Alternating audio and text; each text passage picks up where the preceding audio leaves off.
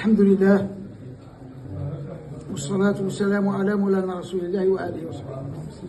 هذه المؤسسة الدينية التي افتتحت إبان الاستعمار لما كانت شوكة المستعمر قوية وسيطرته كانت شاملة لهذه المنطقة الصحراوية. افتتح الوالد رحمه الله تعالى هذه المدرسة وجاءت الطلبة والحمد لله من جميع النواحي حتى من الماضي.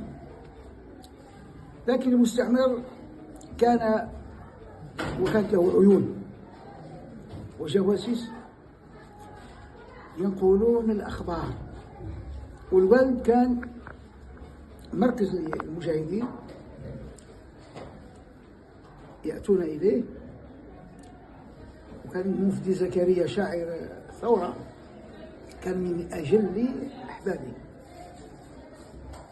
وكان أحد تلاميذه مثل الحي الحاج أحمد خضيرة، وكان المراسل اللي كان يبعثوا معه الثوار زاوي شنو اسمه الزاوي هذاك الشيء الخلادي والمشهر كان هو الواسطة بينه وبين الثوار.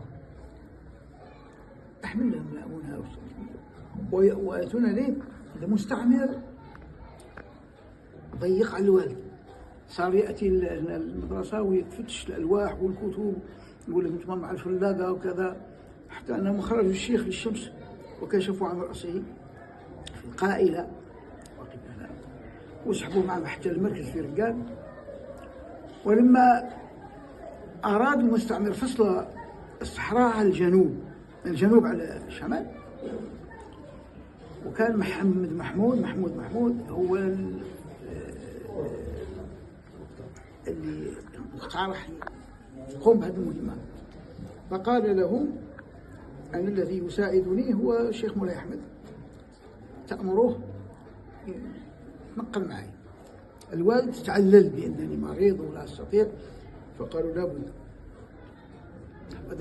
وقال الحمد لله حيث كنت معه، كنت في هذه الرحلة لما نلتقي بالقواد يقول لهم ها هو احنا اليوم فرنسا أمنا ولا بد من نبقى معها وأن نعاضدها. الشيخ يحضر، ولما هو يمشي لأنه كان مهيئ له الاستعمار، مهيئ له مكان وحده، يقول الشيخ حذاري فهذا راه جاسوس لفرنسا وراه لا يريد خيرا للجزائر، فعلنا حينئذ أن نحتال حتى لا نقع في فخه. فهكذا كل قواد في من الطويل وغيره الذي انتقل معهم في زاوية كندا، زاوية السيد عبد القادر، السيد حاج عبد الرحمن، وفي أضرار الحاج أحمد قاسم، وهكذا.